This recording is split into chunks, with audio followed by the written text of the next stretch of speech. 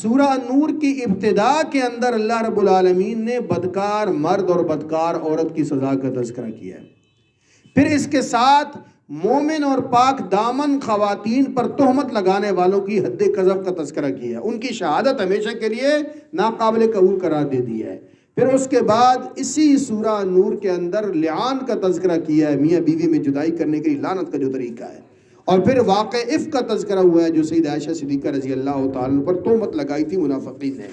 اور اس کے بعد اللہ نے پھر جو آج کا سبق ہے وہ سارے دروازے بند کیے ہیں جن دروازوں سے یہ معاملات پیدا ہوتے ہیں، جن سے یہ خرابیاں جنم لیتی ہیں، جس سے بے حیائی جنم لیتی ہے، خواہشات نفس جنم لیتی ہیں. نظر بازی سے منع کیا ہے، گھروں میں جھانکنے سے منع کیا ہے، اور دوسروں کی عزت اور عفت کے تحفظ کے لیے اللہ رب العالمین نے مستقل قوانین بیان کیے. اور میں سمجھتا ہوں کہ آپ حضرات قرآن کی آیات پر غور کریں گے، اگر امت مسلمہ ان قوانین کو اپنی زندگی کا حصہ بنا لے تو معاشرہ پاکیزگی اور طہارت کا مرکز بن سکتا ہے. شیطان کو پھر یہاں پر دراڑ پیدا کرنے کی اور حملہ کرنے کی گنجائش نہیں ملتی. تو آئیے قرآن مجید کی آیات کی طرف چلتے ہیں ہم. فرمایا یا ایھا الذین آمنوا لا تدخلوا بیوتا غیر بیوتکم، اے ایمان والو تم دوسروں کے گھروں میں نہ داخل ہو، حتی تستأنسوا، یہاں تک کہ تم اجازت طلب کر لو، وتسلموا علی اہلھا، اور گھر والوں کو سلام کر لو. ذالکم خیر لکم لعلکم تذکرون، یہ چیز تمہارے حق میں بہتر ہے اگر تم نصیحت حاصل کرو. یہ پہلی چیز ہے جو خرابی پر بند باندھنے کے لیے اللہ نے مسلمانوں کو حکم دیا ہے کہ کسی کے گھر میں بغیر اجازت مت جاؤ. کسی کے گھر کے سے کیا مراد ہے؟ اپنا میاں بیوی کا جو رہائش ہے اس کے علاوہ ہر گھر وہ دوسرے کا گھر ہے. آپ کے بھائی کا گھر ہے، آپ کی بیٹی کا گھر ہے، آپ کے بھائی کا گھر ہے، آپ کی بہن کا گھر ہے، کسی کا بھی جو گھر ہے اس میں آپ بغیر اجازت کے نہیں جا سکتے. اور اجازت طلب کرنے کے لیے قرآن نے لفظ یہاں حتی یستأذنوا نہیں کہا کہ یہاں تک کہ وہ اجازت، حتی تستأنسوا، یہاں تک کہ تم استیناس سے ہے، استیناس ان سے ہے، یہاں تک کہ گھر والے تمہیں اجازت دینے کو پسند نہ کریں. استیناس ان سے ہے یعنی وہ اس کو لائق کرتے ہوں کہ آپ گھر میں آ جائیں. محض اجازت نہیں مانگنا بلکہ ان کی رضامندی کا ہونا بھی ضروری ہے. اور اجازت طلب کرنے کے لیے یہ نہیں ہے کہ آپ دروازے پر جائیں اور سوراخوں سے جھانکیں پہلے اندر کوئی ہے یا نہیں ہے. فرمایا ایسی آنکھ کو تو پھوڑ دینا چاہیے جو اندر دراڑوں سے سوراخوں سے جھانکتی ہے. اور اللہ کے رسول صلی اللہ علیہ وسلم جب بھی کسی کے ہاتھ تشریف لے جاتے تو دروازے سے ہٹ کے کھڑے ہوتے اور فرمایا کہ اجازت طلب کر لو. اجازت طلب کرنے کے لیے اس زمانے کے اندر تو انسان کے لیے راستہ یہ تھا کہ دروازے پر دستک دے دے. آج کے زمانے کے اندر کیا ہے؟ آج بیل دیں آپ. اور اس سے زیادہ جدید طریقہ آ گیا ہے کہ آپ کسی سے ملاقات کے لیے جانا چاہتے ہیں حتی تستأنسوا، کہ وہ آپ کی ملاقات کو پسند بھی کرتا ہو، وہ اس چیز کو عیب یا معیوب یا ناگوار نہ سمجھے کہ آپ اس کے گھر میں آ گئے ہیں، دروازے پہ کھڑے ہو گئے ہیں اور اندر میں آ جاؤں جی، میں داخل ہو جاؤں جی. فرمایا یہ طریقہ نہیں ہے. رسول اللہ صلی اللہ علیہ وسلم نے فرمایا 3 بار اجازت طلب کرو، 3 بار. اور ایک واقعہ ہے اس میں، رسول اکرم صلی اللہ علیہ وسلم حضرت سعد بن عبادہ رضی اللہ تعالیٰ عنہ کے گھر گئے ان سے ملاقات کرنے کے لیے. تو آپ نے السلام علیکم ورحمۃ اللہ کہا. اندر سے حضرت سعد نے کہا وعلیکم السلام ورحمۃ اللہ. پھر حضور نے فرمایا السلام علیکم ورحمۃ اللہ.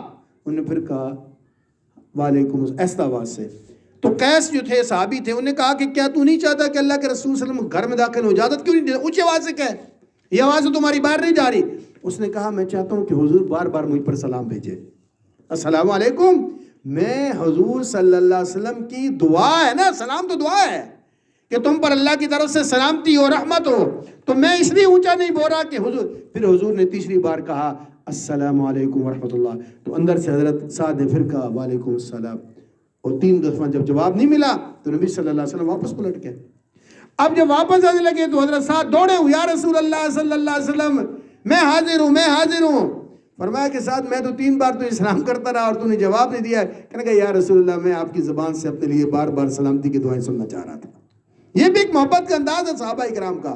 آئیے یا رسول اللہ، آئیے میرا گھر آپ کے لیے حاضر ہے. دروازہ کھول دیا گیا.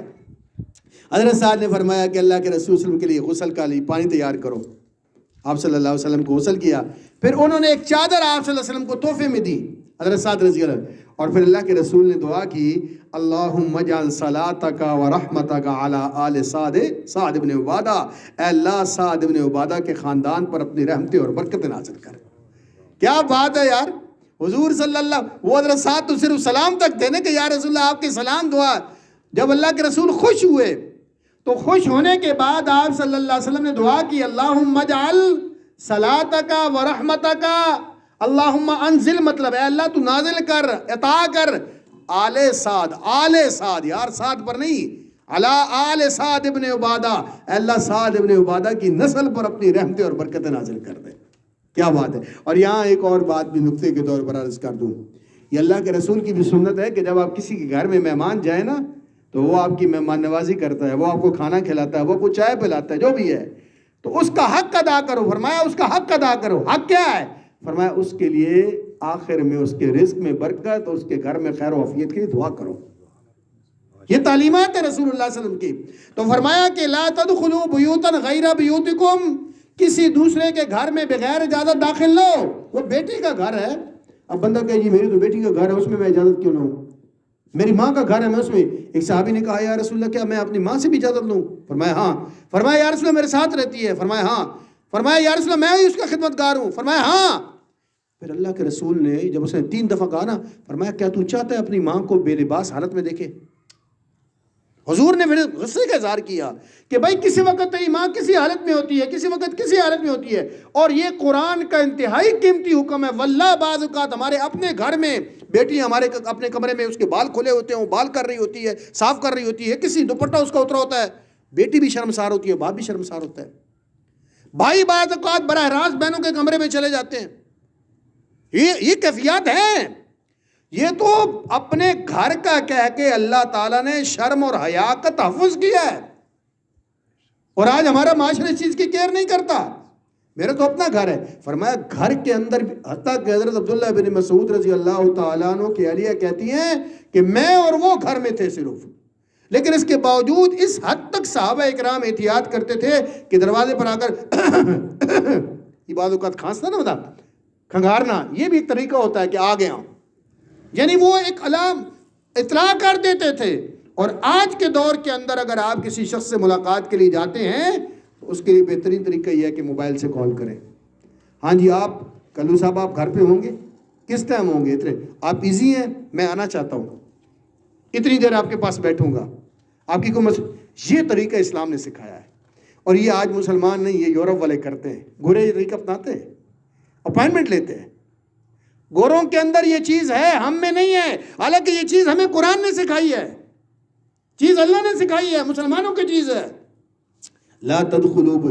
اور لوگ کہتے ہیں یار یہ جو غیر مسلم ہے نا، یہ پرائیویسی کا بڑا تحفظ کرتے ہیں لوگوں کو. پرائیویسی، پرسنل لائف، جو پرائیویٹ لائف ہے کسی میں، قرآن سے زیادہ پرائیویسی کا کون تحفظ کرتا ہے یار؟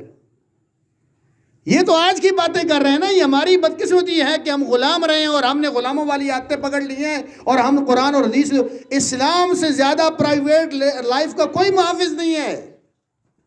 جب اسلام کہہ رہا ہے کہ اپنے گھر کے علاوہ کسی گھر میں مت داخل ہو بغیر اجازت کے، حتیٰ کہ بیٹی کا گھر ہو، بہن کا گھر ہو، ماں کے گھر کے اندر بھی نہیں جا سکتے تو. اور یہ حضور کے جو الفاظ ہیں، کیا تو پسند کرتا ہے کہ ماں کو ننگی حالت میں دیکھے؟ یہ حد ہے، یہ حد ہے. یہ نہیں ہے کہ روز ایسا واقع ہو سکتا ہے کسی دن تو جائے اور والدہ نے کپڑے بدل رہی ہو اندر کہ میں اکیلی ہوں گھر میں، ہو سکتا ہے، لیکن ساری زندگی کی تو نظریں نہیں اڑا سکے گا پھر. اور پھر زمین تیرا ملامت کا. اور ایماندار کے لیے یہ تو بات ہی ایمانداروں سے ہے، یا ایھا الذین آمنوا سے بات شروع ہو رہی ہے. تو پہلی بات یہ ہے کہ آپ اس بات کا اپنے بچوں کو، اپنی بیوی کو، اپنی فیملی کو اس پر عمل کریں کہ گھر کے اندر بھی اگر 4 کمرے ہیں تو بیٹی جس کمرے میں بیٹھی ہے تو باپ اس کمرے میں جانے سے پہلے دروازہ دستک دے. ہوتا ہے یہ معاملہ. بچی اپنی کیفیت میں بیٹھی ہوتی ہے، لیٹی ہوتی ہے، بعض اوقات چادر اس کے سر پہ نہیں ہوتی. تو فرمایا لا تدخلوا بیوتا غیر بیوتکم، اپنے گھر کے سوا دوسرے گھروں میں نہ جاؤ، الا ان یؤذن غیر حتی تستأنسوا، یہاں تک کہ تمہیں اجازت دے دی جائے. وتسلموا علی اہلھا، ہوں میاں والی والے واسطے بڑی خاص گل ہے. ہاں جی ملک صاحب کیا حال ہے؟ ٹھیک ہے میں آؤ جی تھوڑا گھر ہے, کیا حال ہے؟ ٹھیک ٹھاک ہو؟ فرمایا نہیں حتیٰ تستانسو, اس نے کہا تو صحیح آؤ ملک صاحب, لیکن پہلی گل کیا کرنی؟ السلام علیکم ورحمۃ اللہ وبرکاتہ, سلام کرو. اس کلچر کو بھی عام کرو. رسول اللہ صلی اللہ علیہ وسلم نے فرمایا کہ افشوا السلام واتموا الطعام وصلوا الارحام وصلوا والناس نیام تدخلوا الجنت بسلام. 4 کام کرو جنت میں داخل ہو جاؤ گے بغیر کسی خوف خطرے کے. 4 کام. سب سے پہلا کام افشوا السلام, سلام کو عام کرو, سلام کو عام کرو. آج آپ نے اس حدیث پر عمل کرنا ہے. گھر جاتے ہوئے بیوی بچوں سب کو سلام کریں. آپ کو گھر میں داخل تو سلام کریں. اور فرمایا سلام کو عام کرو اور لوگوں کو کھانا کھلاؤ اور رشتہ داری کا لحاظ کرو, صلہ رحمی کرو. اور جب رات کو لوگ سو رہے ہوتے ہیں وصلوا والناس نیام, تم کھڑے ہو کر اللہ کے حضور نماز پڑھا کرو. 4 کام کر لو تدخلوا الجنت بسلام, بے خوف و خطر تم جنت میں داخل ہو جاؤ. تو پہلی چیز افشوا السلام, سلام کو عام کرو. اللہ اکبر. ذالکم خیر لکم, یہ تھوڑے حق بہتر ہے یار. ایک گل یہ بات تمہارے فائدے کی اگر تم سمجھو تو. اب قرآن اللہ کا کلام ہے نا, اور انسان اللہ کا بنایا ہوا ہے, تو اللہ کہہ رہا ہے اگر اس بات پہ عمل کرو تمہارے حق میں بہتر ہے, اور اس کے فائدے تمہیں ہی ملیں گے کہ تمہاری گھر محفوظ ہوں گے, تمہاری بیٹیوں کی عزت محفوظ ہوگی, تمہیں شرمساری سے محفوظ تحفظ ملے گا کہ کسی کے گھر میں بغیر اجازت کے مات داخل ہو جاؤ. اور بعض اوقات یہ ہوتا ہے جی دروازہ بیل دی ہے 1 دفعہ 2 دفعہ 3 دفعہ, پھر لوگ تو سوراخوں سے جھانکتے ہیں, یا پتر ذرا دیوار تو دیکھیں اندر گھر کوئی ہے یا نہیں ہے. فرمایا نہیں. آگے ذرا دیکھیں قرآن مجید کیا کہتا ہے. فرمایا فَإِن لَمْ تَجِدُوا فِيهَا أَحَدًا فَلَا تَدْخُلُوهَا, اگر گھر میں کوئی بندہ نہ ملے تو مت داخل ہو. دیوار مت, اوپر سے دیکھیں کوئی ہے گھر میں, آواز جواب نہیں ملا, فَلَا تَدْخُلُوهَا, داخل مت ہو. حَتَّى يُؤْذَنَ لَكُمْ, یہاں تک کہ تمہیں اجازت مل جائے کہ گھر میں داخلے کی. وَإِن قِيلَ لَكُمْ ارْجِعُوا فَارْجِعُوا هُوَ أَزْكَىٰ لَكُمْ, اور اگر تمہیں کہا جائے یار اس ٹائم میں ملاقات نہیں کر سکتا, واپس چلے جاؤ, بعد میں آ جانا, فَارْجِعُوا, تو پھر چلے جایا کرو. یہ نہیں کہنا کہ جی میں تو ملنے کے لیے آپ کو آیا تھا اور آپ مجھے مل نہیں رہے. فرمایا یہ تو اپنی مرضی سے آ گیا ہے, اگلا بندہ اس وقت کسی ایسی حالت میں وہ نہیں مل سکتا, اس کے گھر کی ایسی حالت ہے, اس کے بیٹھک میں ہر چیز بکھری پڑی ہے, وہ نہیں دکھانا چاہتا آپ کو اپنے گھر کی ایسی حالت. فرض ہو تو پھر واپس چلے جایا کرو. لیکن ہمارے ہاں تو بڑی توہین سمجھی جاتی ہے. ہاں اب میں جاؤں اور سعید صاحب کے گھر میں اور میں کہوں سعید صاحب ملاقات کے لیے آئے تو سعید صاحب آ کے شام کو آ جانا جی آپ ابھی تو میں کو بڑی توہین ہوئی تو میرے دروازے سے. اللہ کہہ رہے تم نے غلط کام کیا ہے.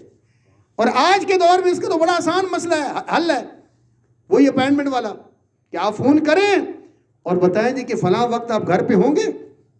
یہ تو اس زمانے کی بات ہے نا جب موبائل ایجاد نہیں ہوئے تھے. اب آپ موبائل پر بیٹی کے گھر جانا ہے, بہو کے گھر جانا ہے, بھائی کے گھر جانا ہے, دوست کے گھر جانا ہے, تو اس سے کہیں کہ بھائی میں اتنے بجے آ رہا ہوں. وہ کہتا ہے یار اس ٹائم تم نہ آنا, فرض ہو نہ جاؤ اس وقت. پھر وہ ازکا لکم, یہ تمہارے حق میں بہتر ہے, یہ بہتر ہے. اور اس میں بڑی گہری بات کہی ہے.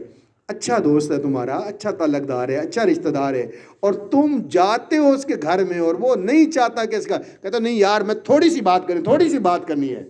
اب اس بندے کا موڈ ہی نہیں ہے, آگے بات کرنے کا موڈ ہی نہیں ہے, وہ ریلیکس ہی نہیں ہے, وہ کسی ٹینشن میں ہے, وہ کسی جھگڑے میں ہے. آپ بعد میں جا کے کہتے یار میں ملنے آیا تھا یار, آج تیرے رویے نے بڑا مایوس کیا, تیرے سے یہ امید نہیں تھی. بھائی اللہ نے جب کہا کہ تم واپس چلے جاؤ تو تم نے کیوں ضد کی ہے؟ وَأَزْكَىٰ لَكُمْ, یہ چیز تمہارے رشتوں کو بچانے کا ذریعہ بنے گی, یہ تمہاری محبت کو قائم رکھنے کا ذریعہ بنے گی. کہ جب اگلا کہہ دے گھر والا کہ فَارْجِعُوا, واپس چلے جاؤ, تو گھر سے واپس چلے جایا کرو, ضد نہ کیا کرو. واللہ فرمایا واللہ بما تعملون علیم, اللہ تعالیٰ جانتا ہے جو کچھ تم کر رہے ہو. لیس علیکم جناح ان تدخلوا بیوتا غیر مسکونۃ فیہا متاع لکم, ایسے گھروں میں داخل ہونے پر کوئی گناہ نہیں ہے جہاں کوئی آبادی نہیں ہے. غیر مسکونۃ, کوئی رہائش نہیں ہے. اس سے مراد کیا ہے؟ ہوٹل ہیں, سرائے ہیں, عام مارکیٹیں ہیں. ہوٹل پہ جانے کے لیے کسی کی اجازت ہو, جہاں تمہارے کوئی کام ہے, مارکیٹ ہے, سبزی کی دکان ہے, دودھ کی دکان ہے, آپ وہاں بھی کہیں جی کہ میں اجازت داخل ہونے کی, بہت دکان کھولی اس نے اس لیے کہ لوگ آ سکے. تو فرمایا لیس علیکم جناح, کوئی گناہ نہیں ہے تم پر, ان تدخلوا بیوتا, ایسے گھروں میں داخل ہو, غیر مسکونۃ, جہاں کسی کی رہائش نہیں ہے، سکونت نہیں ہے. فیہا متاع لکم، جہاں تمہارے کام ہے، کوئی خریداری وغیرہ کرنی ہے. واللہ یعلم ما تبدون وما تکتمون، اللہ جانتا ہے جو تم ظاہر بھی کرتے ہو جو تم چھپاتے بھی ہو. آگے ایک اور حکم آیا ہے جی، فرمایا قل للمؤمنین یغضوا من ابصارہم ویحفظوا فروجہم ذلک ازکی لہم، مومنوں سے کہو کہ اپنی نگاہیں جھکا کے رکھیں اور اپنی شرمگاہوں کی حفاظت کریں، یہ ان کے حق میں بہتر ہدایت ہے. واللہ ان اللہ خبیر بما یصنعون، بے شک اللہ خوب جانتا ہے، باخبر ہے جو کچھ وہ کر رہے ہیں. مومنوں سے کہو کہ نگاہیں جھکا کر کے. اب یہ معاشرے کو پاک کرنے کے لیے، سوسائٹی کو بے حیائی سے بچانے کے لیے دوسری ہدایت دی جا رہی ہے. پہلی تو یہ ہے کہ تانکا جھانکی بند کرو. یہ جو پہلی آیات ہے نا، یہ عرب کے اندر دل کرتا تھا گھر میں داخل ہو، جیسے ہمارے ہاں جاہلیت میں ہوتا ہے، تو اللہ نے فرمایا پہلی پابندی یہ لگا دی. دوسرا اب یہ آ گیا کہ بھائی تم اپنی نگاہوں کو نیچے رکھو. یغضوا من ابصارہم قل للمؤمنین یغضوا من ابصارہم، اپنی نگاہیں نیچے رکھیں، جھکا کے رکھیں.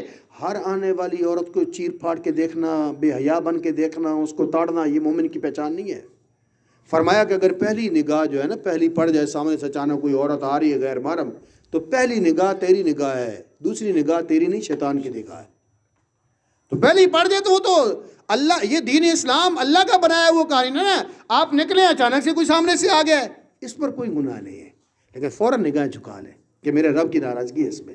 وَيَحْفَظُوا فُرُوجَهُمْ، اچھا نگاہوں کے جھکانے کا حکم پہلے آیا اور شرمگاہوں کی حفاظت کا حکم بعد میں آیا ہے.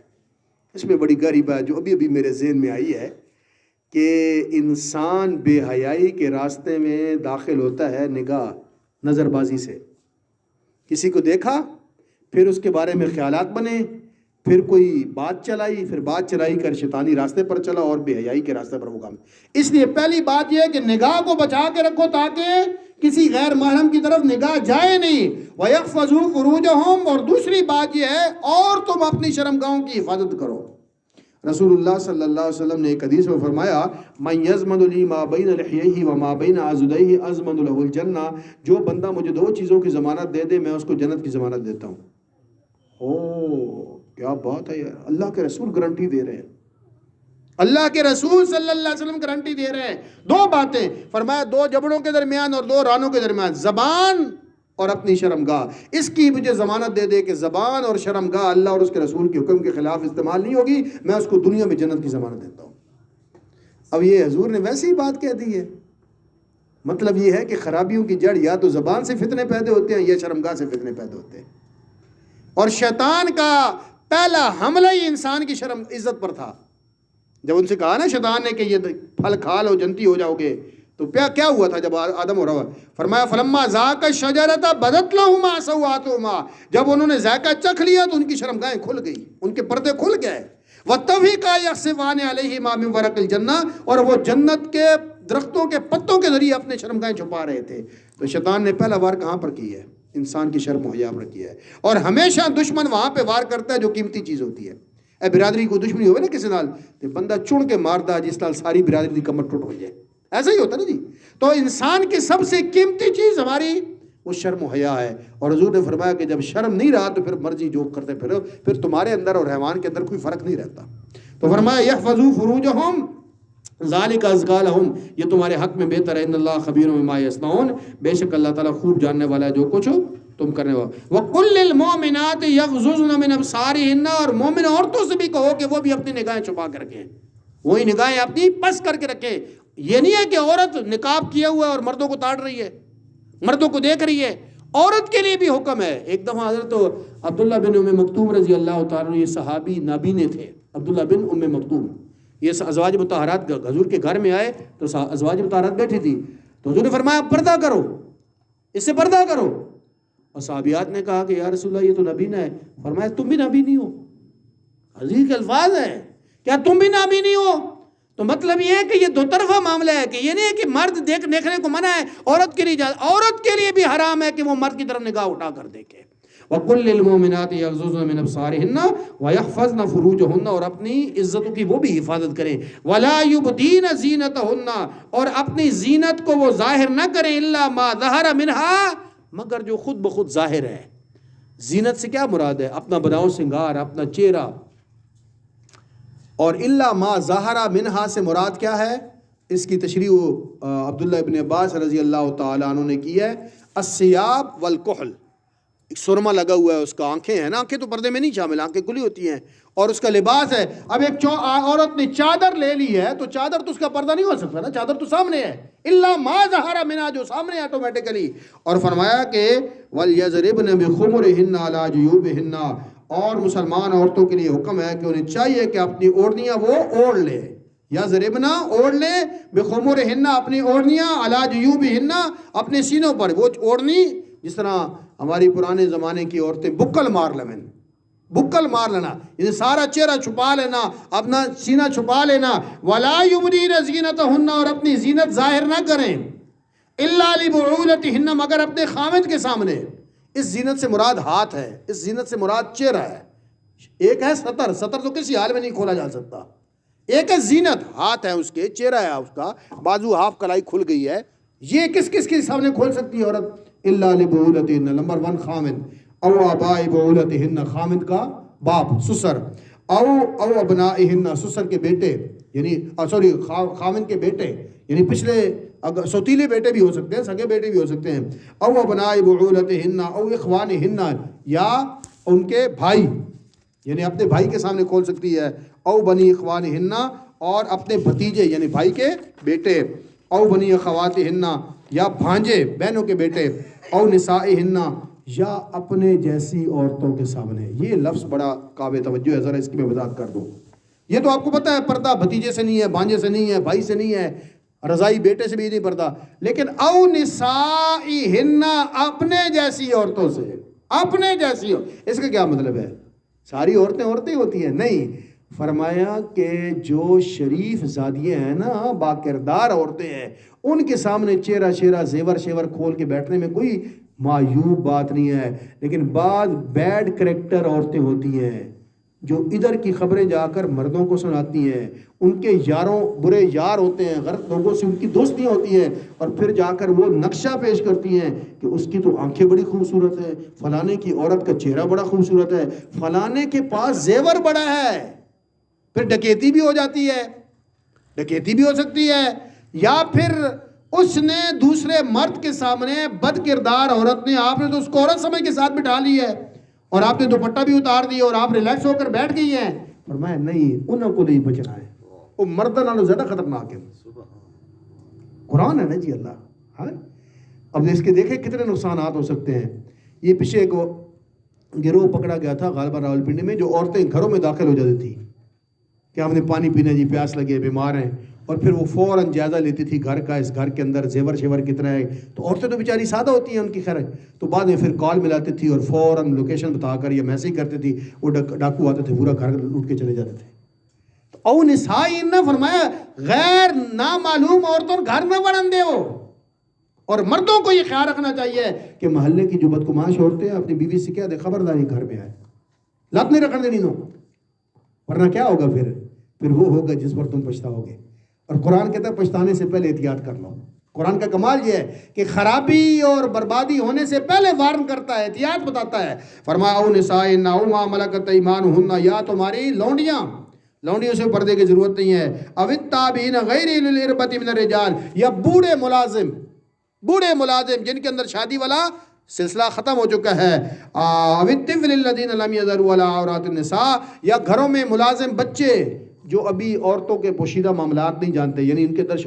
لیکن آج کل کے دور کے اندر تو 5 سال کا بچہ بھی بڑا ہوشیار ہو جاتا ہے. اب تو 10 سال کے بچے کو بھی گھر میں اس طرح نہیں آنے کی اجازت دینی چاہیے، کیونکہ جس طرح سے میڈیا آ گیا ہے، اس موبائل نے بہت زیادہ اویئر کر دیا ہے. اب یہ جو بزرگ بیٹھے ہیں 10-12 سال کی عمر میں، وہاں اور لڑکیاں لڑکے اکٹھے کھیلتے تھے، جنسی تفریق کا پتہ ہی نہیں تھا.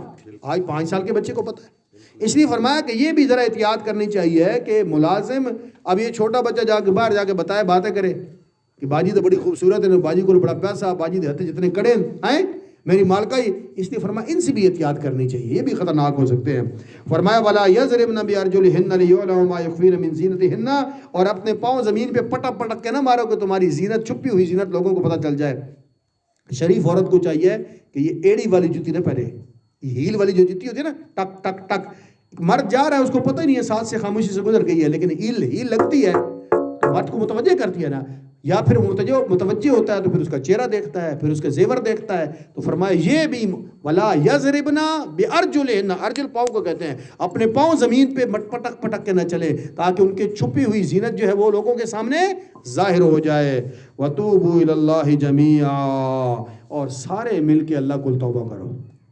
یہ ساری ہدایت دینے کے بعد کیا ہے؟ وَتُوبُوا إِلَى اللَّهِ جَمِيعًا، اور لوگوں سارے مل کر اللہ کے ہاں توبہ کرو. أَيُّهَا الْمُؤْمِنُونَ، اے مومنو، لَعَلَّكُمْ تُفْلِحُونَ، تاکہ تم فلاح پا جاؤ، کامیاب ہو جاؤ. بس یہ آخری آیات جو ہیں ان کا ترجمہ سے سن لیں. وَأَنكِحُوا الْأَيَامَ مِنكُمْ وَالصَّالِحِينَ مِنْ عِبَادِكُمْ، اور جو عورت اور مرد جس کا شادی نہیں ہوئی، عورت ہے تو اس کی بھی شادی کرو، مرد ہے تو اس کی بھی شادی کر دو. منکم والصالحین من عبادکم، اور جو لونڈیاں اور غلام جو تمہارے ہیں ان کی بھی آپس میں رشتے کر دو. اگر شریف لونڈی ہے، شریف غلام ہے تو ان کی بھی شادیاں کر دو. ان یکونوا فقراء یغنیہم اللہ من فضلہ، اگر وہ غریب ہیں تو اللہ ان کو غنی کر دے گا. بعض اوقات شادیوں میں لوگ تاخیر کرتے ہیں. نوجوان کہتا ہے جی میں ذرا سیٹل ہو جاؤں نا پھر شادی کروں گا، ابھی میرے فائنانشلی حالات اچھے نہیں ہیں. اللہ کے رسول کی حدیث بیان کر دوں. فرمایا 3 افراد ایسے ہیں کہ اللہ پر حق ہے کہ ان کی مدد کریں. 3 بندوں کی مدد اللہ پر حق ہے، لازم ہے.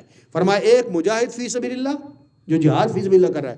دوسرا وہ غلام جو اپنے آپ کو آزاد کرنے کے لیے مالی ادائیگی کا معاہدہ کرتا ہے، اس کو مکاتب کہتے ہیں. مکاتب کہ مالک سے کہتا ہے جی، مالک کہتا ہے تو میں 10,000 روپے دے دے تو آزاد ہے.